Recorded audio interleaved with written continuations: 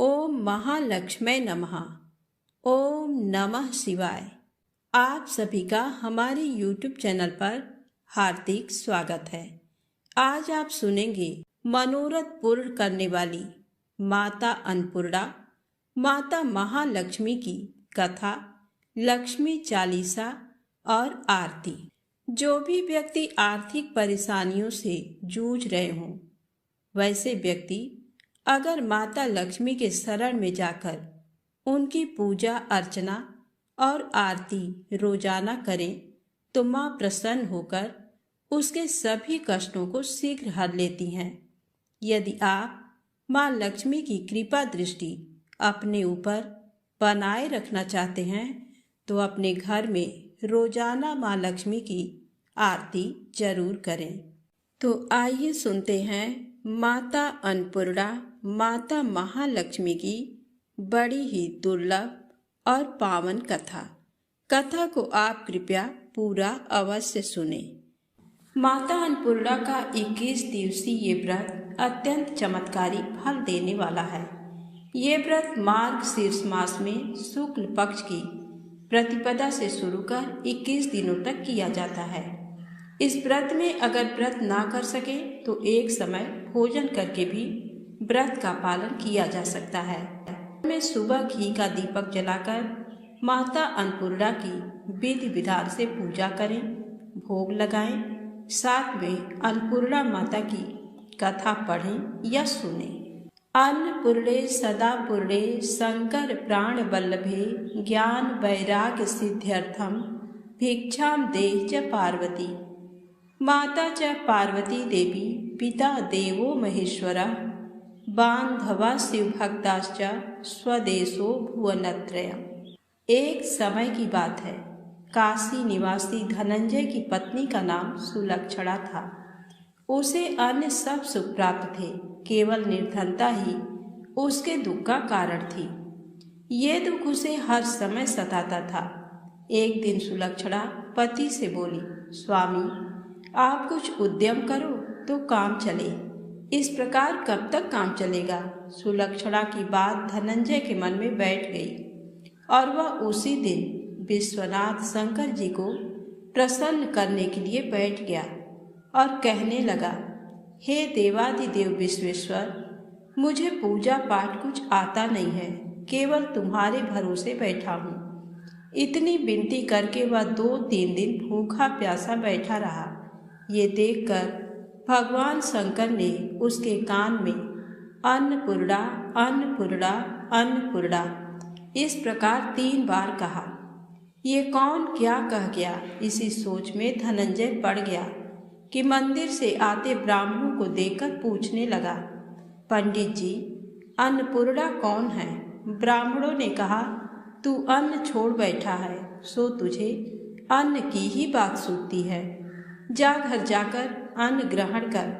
धनंजय घर गया, स्त्री से सारी बात कही। वह बोली, नाथ चिंता मत करो, स्वयं शंकर जी ने ये मंत्र दिया है, वे स्वयं ही खुलासा करेंगे। आप फिर से जाकर उनकी आराधना करो। धनंजय फिर जैसा का तैसा पूजा में बैठ गया। रात्रि में शंकर जी ने आज्ञा दी, कहा तू पूर्व दिशा में चला जा। वह अन्नपूर्णा माँ का नाम जपता जाता और रास्ते में फल खाता, झरनों का पानी पीता जाता। इस प्रकार कितने ही दिनों तक चलता गया। वहाँ उसे चांदी से चमकती वन की शोभा देखने में आई, सुंदर सरोवर देखने में आया। उसके किनारे कितनी ही अप्सराएं झुंड बनाए बैठी थी, एक कथा कहती थी और सब माँ अन्नपूर्णा इस प्रकार बार बार कहती थी। ये अगहन मास की उजेली रात्रि थी और आज से ही व्रत का आरंभ था।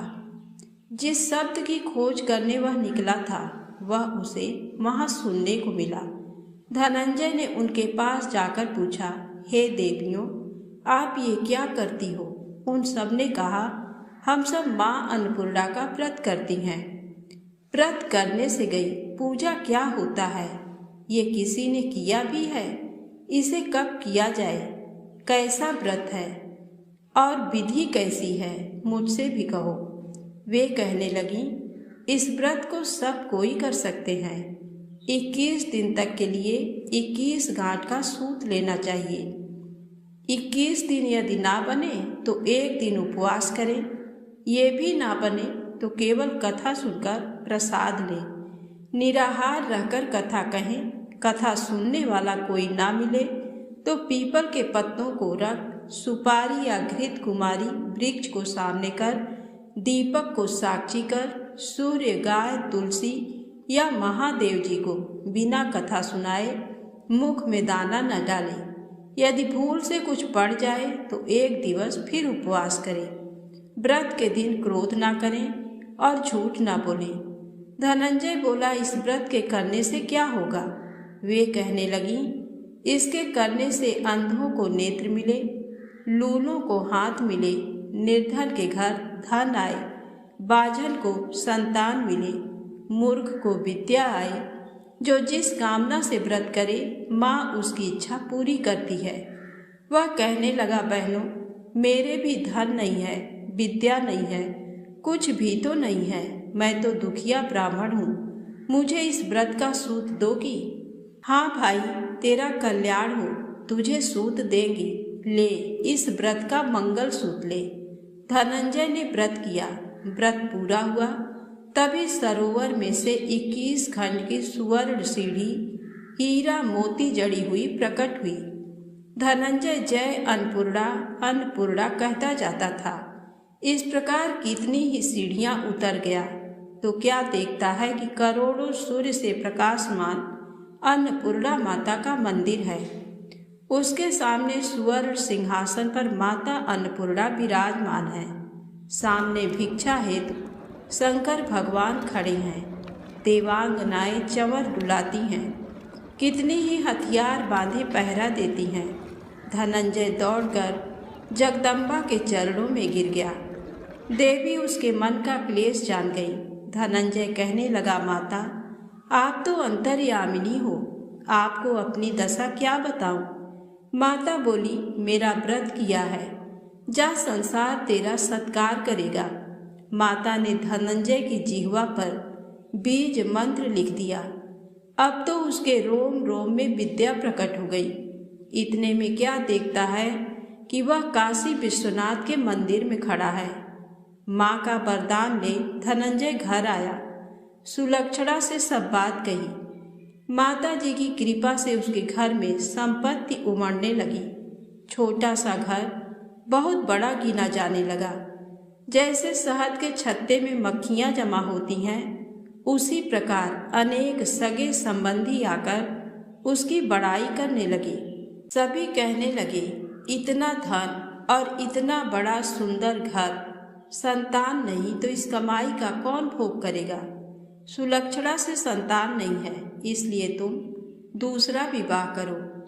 अनिच्छा होते हुए भी धनंजय को दूसरा विवाह करना पड़ा और सती सुलक्षणा को सौत का दुख उठाना पड़ा।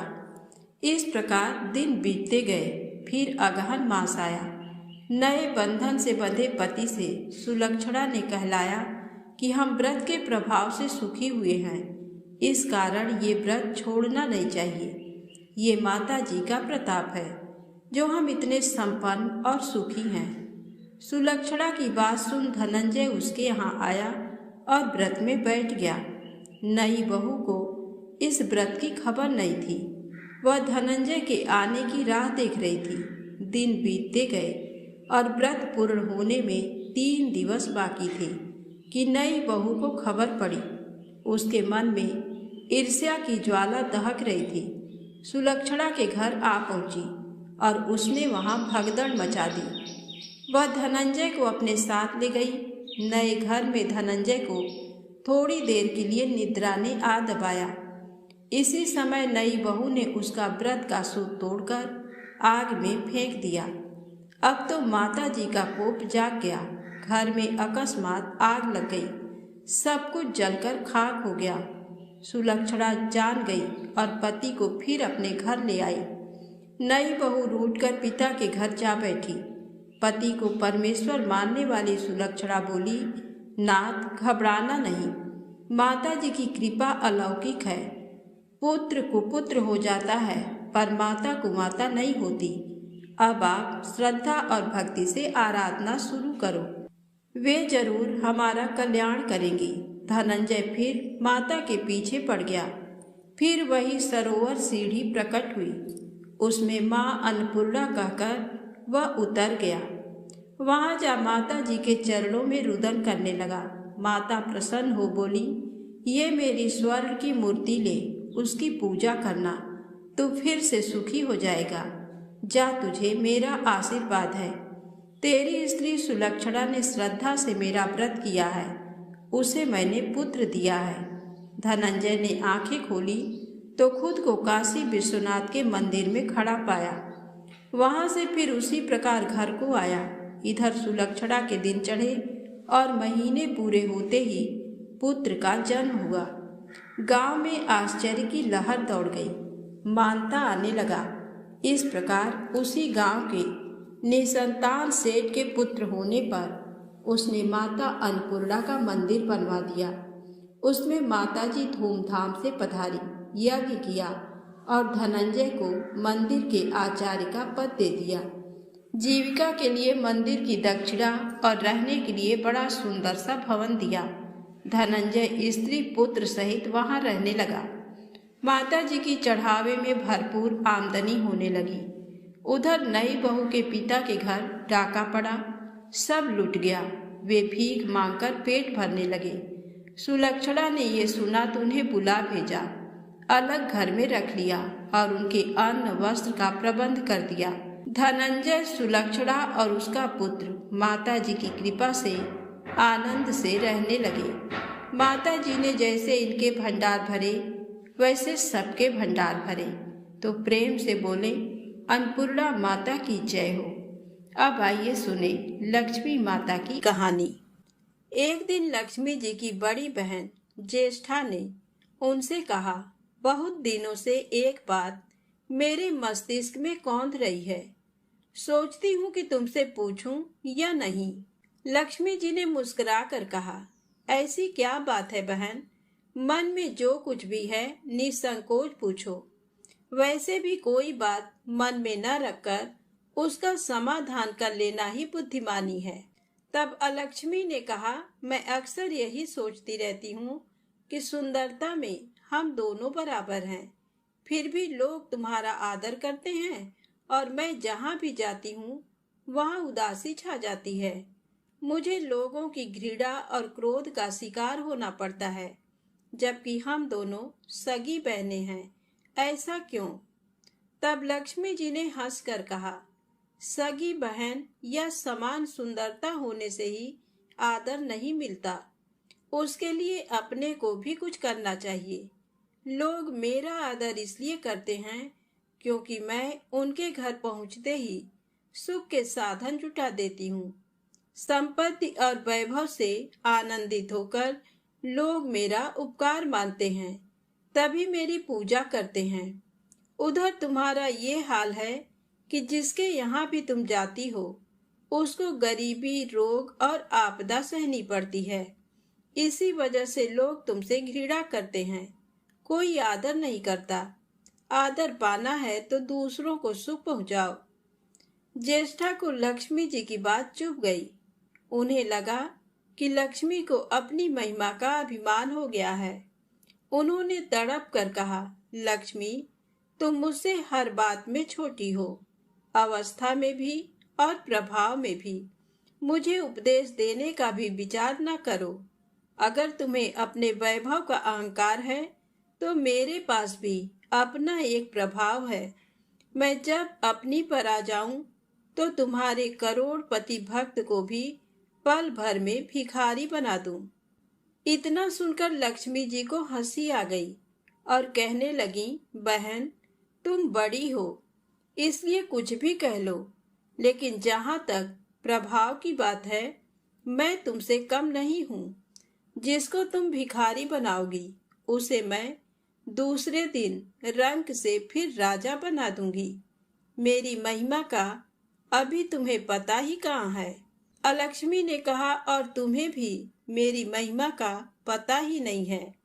जिसकी तुम सहायता करोगी उसे मैं दाने दाने के लिए भी मोहताज कर दूंगी। लक्ष्मी जी ने कहा, देखो बहन, दाने दाने के लिए तुम उसे मोहताज कर सकती हो जिससे मैं रूठ जाऊं, जिसके सिर पर मेरा बरद हस्त ना हो, उसका तुम कुछ भी बिगाड़ सकती हो। परंतु जिस पर मेरी कृपा दृष्टि है, उसका कोई भी बाल तक बांका नहीं कर सकता। अगर तुम अपना प्रभाव दिखाने को इतनी ही उतावली हो रही हो, तो कल अपना प्रभाव दिखाकर देख लेना। अलक्ष्मी बोली, ठीक है, बोलो कहाँ चलें? तब माता लक्ष्मी ने कहा, दूर क्यों जाएं? पास ही के गांव में एक ब्राह्मण रहता है, उसका नाम है दीनानाथ। वह हर रोज मंदिर में पूजा करने जाता है और मेरा पक्का भक्त है। उसी पर हमें अपनी अपनी महिमा दिखानी है। ज्येष्ठा को ताव आ गया। उन्होंने हाथ झटक कर कहा, ठीक है, देख लेना, कल तुम्हारा सिर ही झुक जाएगा। कहकर वह एक ओर चली गईं। लक्ष्मी जी वहीं खड़ी बहन के क्रोध और अहंकार पर मुस्कुराती रहीं। दूसरे दिन दोनों बहनें गांव के विष्णु मंदिर में पहुंची। उन्होंने वेश बदल रखा था। साधारण स्त्रियों की तरह वे दोनों मंदिर के द्वार पर बैठ गईं। लोगों ने देखा तो अवश्य, लेकिन किसी ने उनकी ओर कोई खास ध्यान नहीं दिया। ध्यान देने वाली कोई खास बात थी भी नहीं। वह मंदिर था और वहां हर रोज दीन दुखी आते जाते रहते थे। वहां आने वाले सभी किसी न किसी परेशानी में घिरे रहते थे।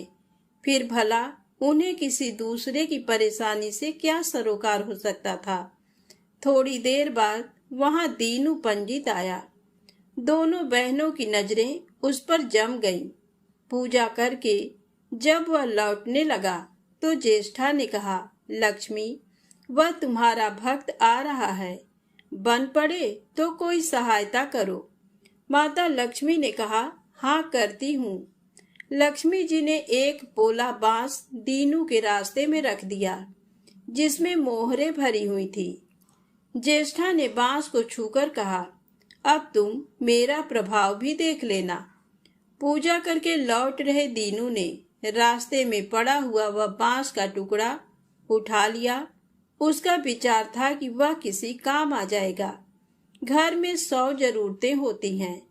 अभी वह पंडित कुछ ही आगे बढ़ा था कि उसे एक लड़का मिला।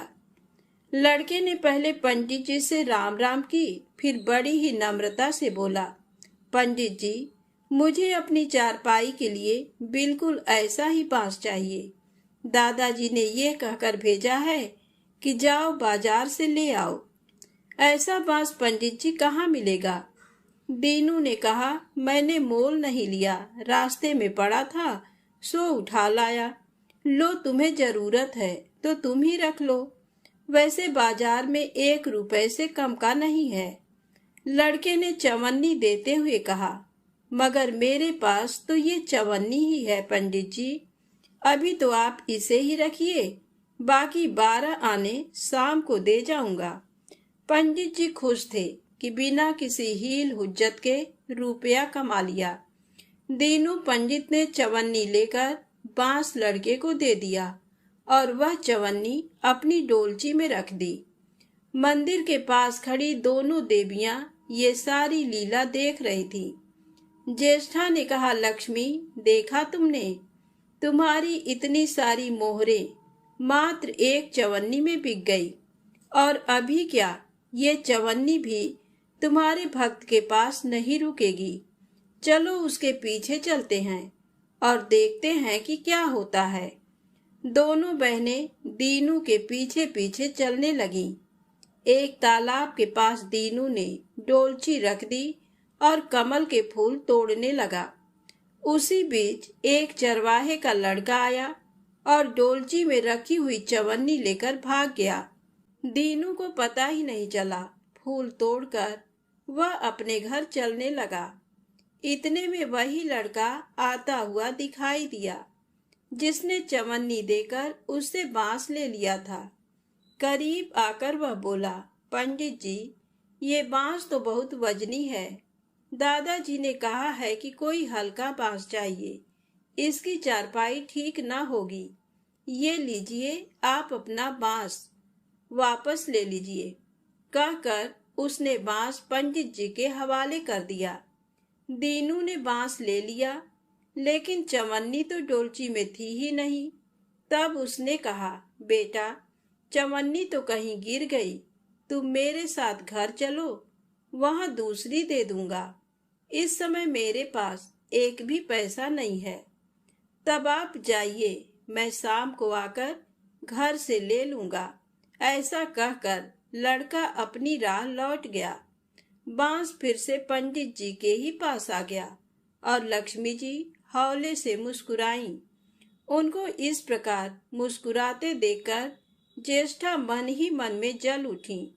वह बोली, अभी तो खेल शुरू ही हुआ है, देखती चलो कि मैं इसे कैसे तिगनी का नाच नचाती हूँ। दीनू बेचारा इन सब बातों से बेखबर अपनी ही धुन में आगे बढ़ा चला जा रहा था। उसे क्या पता था कि वह शतरंज का मोहरा बना हुआ है। वह तो धूप छांव की भांति दोनों बहनों का प्रभाव सहता चुपचाप चला जा रहा था। आगे चलकर गांव का एक अहीर मिला। उसने दीनू को चवन्नी वापस करते हुए बताया, पंडित जी, मेरा लड़का आपकी डोलची से ये चवन्नी उठा लाया था। वह बड़ा ही शैतान है। मैं आपकी वही चवन्नी लौटाने आया हूँ। हो सके तो उस शैतान को माफ कर दीजिएगा। दीनू ने आशीर्वाद देकर चवन्नी ले ली और प्रसन्न मन से उस लड़के को पुकारने लगा, जो शाम को घर आकर चवन्नी लेने की बात कहकर लौटा जा रहा था। आवाज सुनकर लड़का लौट आया। अपनी चवन्नी वापस पाकर वह भी प्रसन्न हो गया। दीनू पंडित निश्चिंत मन से घर की ओर बढ़ने लगा। उसके एक हाथ में पूजा की डोलची थी और दूसरे में वही 5 हाथ का लंबा बांस। राह चलते दीनू पंडित सोच रहा था, बांस तो काफी वजनी है। वजनी है तो मजबूत भी होगा, क्योंकि ठोस है। इसे दरवाजे के छप्पर में लगा दूंगा। कई साल के लिए बल्ली से छुटकारा मिल जाएगा। ज्येष्ठा को उसके विचार पर क्रोध आ गया। लक्ष्मी जी के प्रभाव से दीनू को लाभ होता देख वह मन ही मन बुरी तरह जली जा रही थी। जब उन्होंने देखा कि पंडित का घर करीब आ गया है, तो कोई उपाय न पाकर उन्होंने दीनू को मारने का विचार किया। उन्होंने कहा, लक्ष्मी, धन संपत्ति तो मैं छीन ही लेती हूँ, अब तुम्हारे भक्त के प्राण भी ले लूंगी। देखो वह किस तरह तड़प तड़प कर मरता है। और वह तुरंत सांप बनकर दीनू की ओर दौड़ पड़ी। लक्ष्मी जी को तनिक भी घबराहट नहीं हुई। वह उसी तरह खड़ी मुस्कुराती रही। सहसा दीनू चौंक पड़ा। एक भयानक सांप फन उठाए उसकी ओर झपट रहा था। प्राण तो सभी को प्रिय होते हैं, उपाय रहते कोई अपने को संकट में नहीं पड़ने देता। दीनू ने पगडंडी वाला रास्ता छोड़ दिया और एक ओर को भागने लगा। लेकिन सांप बनी ज्येष्ठा उसे भला कहाँ छोड़ने वाली थी। वह तो उस गरीब के प्राणों की प्यासी हो चुकी थी। वह भी दीनू के आगे पीछे दाएं बाएं बराबर दौड़ती ही रही। दीनू घबरा गया। उसने हाथ जोड़कर कहा, नाग देवता, मैंने तुम्हारा कुछ नहीं बिगाड़ा। शांति से अपनी राह लौट जाओ। आखिर क्यों मुझ गरीब के पीछे पड़े हो? व्यर्थ में किसी ब्राह्मण को सताना अच्छी बात नहीं है। लेकिन वह नाग तो ज्येष्ठा का रूप था, जो दीनू को किसी भी तरह से डसना चाहता था। प्रार्थना पर कुछ भी ध्यान न देकर वह सांप एक बारगी फुफकारता हुआ झपट पड़ा।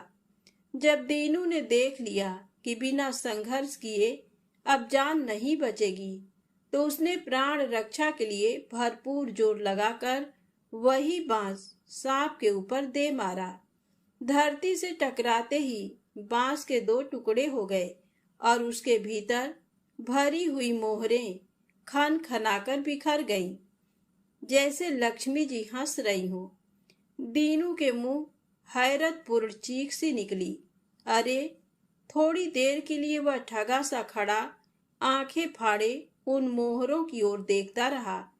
एक पल के लिए तो वह सांप को भूल ही गया, परंतु फिर जैसे उसे झटका सा लगा। सांप का ध्यान आते ही उसने उसकी ओर गर्दन घुमाई तो देखा कि बांस की चोट से सांप की कमर टूट गई है और वह लहूलुहान अवस्था में झाड़ी की ओर भागा जा रहा है। दूसरे क्षण वह मोहरों पर लौट गया और कहने लगा, तेरी जय हो लक्ष्मी माता, जीवन भर का दारिद्र्य आज दूर हो गया। तेरी महिमा कौन जान सकता है। चलो अब घर में बैठकर तुम्हारी पूजा आरती करूंगा। और फिर जल्दी जल्दी उसने सारी मोहरें अंगोछे में बांध दी और लंबे लंबे कदमों से घर की ओर चल दिया। पीछे एक पेड़ की छाया में खड़ी लक्ष्मी अपनी बहन ज्येष्ठा से मुस्कुराकर पूछ रही थी, कहो बहन, सच बताना, बड़प्पन की था मिली कि अभी नहीं? बड़प्पन किसी को कुछ देने में ही है, उससे छीनने में नहीं। ज्येष्ठा ने कोई उत्तर नहीं दिया। वह चुपचाप उदास खड़ी रही। लक्ष्मी जी ने उनका हाथ पकड़कर कहा, फिर भी हम दोनों बहनें हैं, जहाँ रहेंगी साथ ही रहेंगी। आओ अब चले। तो प्रेम से बोले, माता लक्ष्मी की जय हो।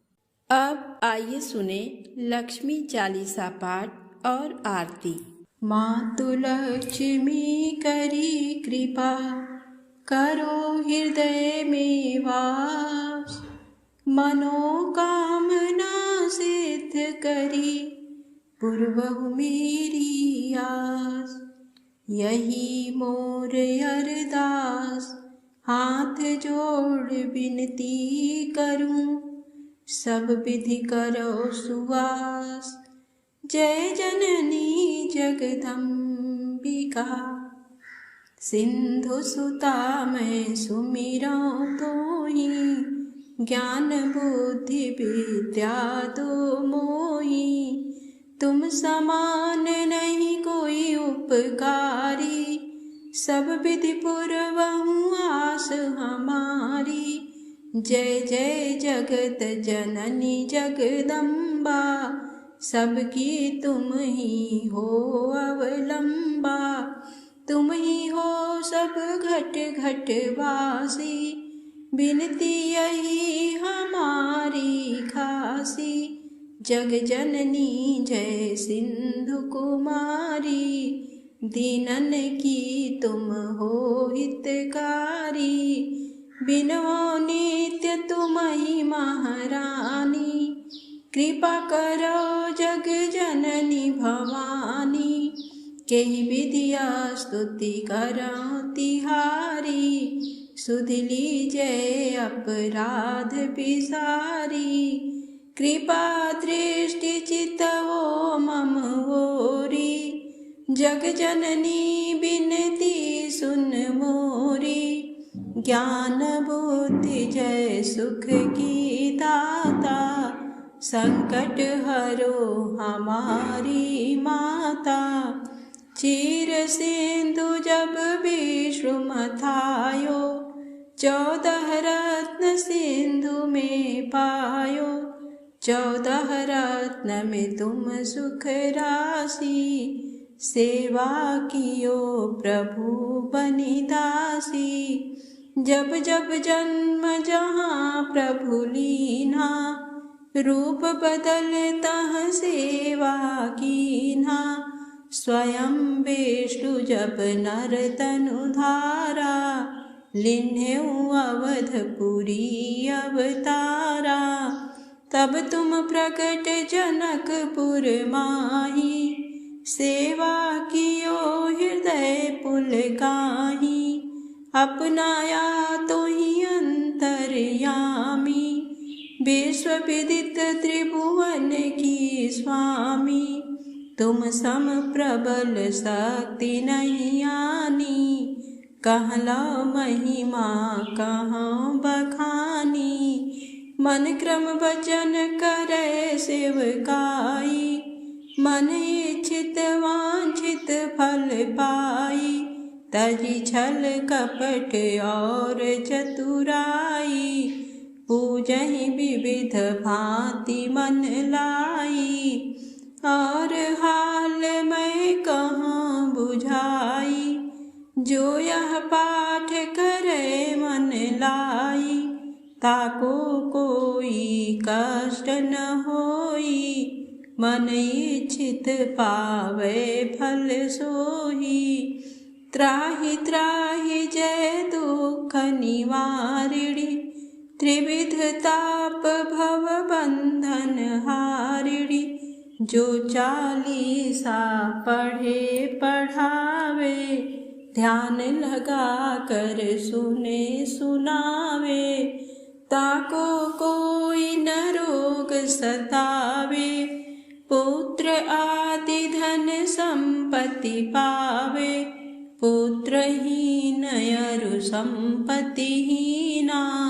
अंध बधिर कोढ़ी अति दीना, विप्र बुलाए के पाठ करावे। शंका दिल में कभी न लावे, पाठ करावे दिन चालीसा। तापर कृपा करें गौरीसा, सुख संपत्ति बहुत सी पावे। कमी नहीं काहू की आवे, 12 मास करे जो पूजा। तेहि सम धन्य और नहीं दूजा, प्रतिदिन पाठ करे मन माही।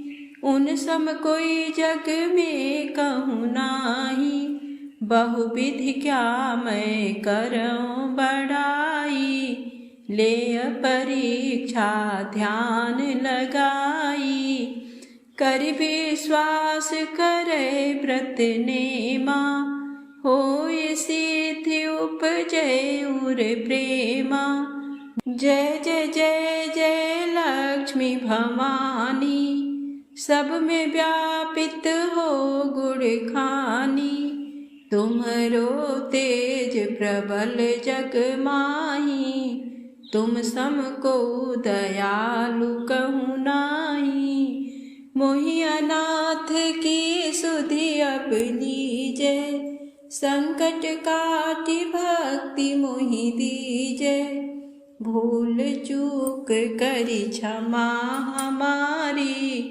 दर्शन दीजे दशा निहारी, बिन दर्शन व्याकुल अधिकारी। तुम ही अछत दुख सहते भारी, नहीं मोहि ज्ञान बुद्धि है तन में। सब जानत हो अपने मन में, रूप चतुर्भुज करके धारण। कष्ट मोर अब करऊँ निवारण, केहि प्रकार मैं करऊँ बड़ाई। ज्ञान बुद्धि मोहि नहीं अधिकाई, त्राहि त्राहि दुख हारिणी। हरो बेगी सब त्रास, जयति जयति जय लक्ष्मी। करु शत्रु को नाश, दास सदा धरि ध्यान नित। विनय करत कर जोर, मातु लक्ष्मी दास पर करहु दया की को। ओम जय लक्ष्मी माता, मैया जय लक्ष्मी माता। तुमको निस दिन सेवत हर विष्णु विधाता। ओम जय लक्ष्मी माता, उमा रमा ब्रह्माणी तुम ही जग माता।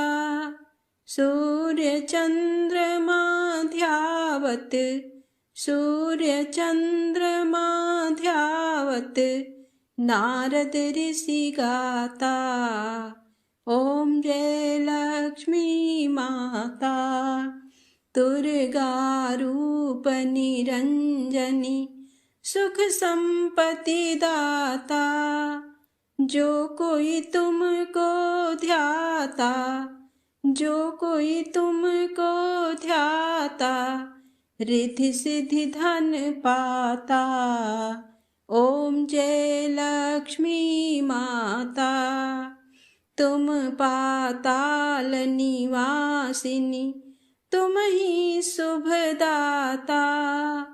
कर्म प्रभाव प्रकाशिनी कर्म प्रभाव प्रकाशनी भवनिधि की त्राता।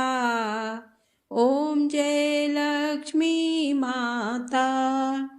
जिस घर में माँ रहती सब सद्गुण आता। सब संभव हो जाता सब संभव हो जाता। मन नहीं घबराता। ओम जय लक्ष्मी माता। तुम बिन यज्ञ न होवे वस्त्र न कोई पाता। खान पान का वैभव खान पान का वैभव सब तुमसे आता। ओम जय लक्ष्मी माता। शुभ गुण मंदिर सुंदर क्षीरोदधि जाता। रत्न चतुर्दश तुम बिन रत्न चतुर्दश तुम बिन कोई नहीं पाता। ओम जय लक्ष्मी माता। महालक्ष्मी जी की आरती जो कोई नर गाता। उर आनंद समाता उर आनंद समाता पाप उतर जाता। ओम जय लक्ष्मी माता। जय लक्ष्मी माता मैया जय लक्ष्मी माता। तुमको निस दिन सेवत हर विष्णु विधाता। ओम जय लक्ष्मी माता। प्रेम से बोले महालक्ष्मी माता की जय हो। अन्नपूर्णा माता की जय हो। दोस्तों, यदि आपको वीडियो अच्छी लगी हो तो प्लीज़ लाइक अवश्य करें, चैनल को सब्सक्राइब करें, ज़्यादा से ज़्यादा शेयर करें। जय माता दी, जय भोलेनाथ।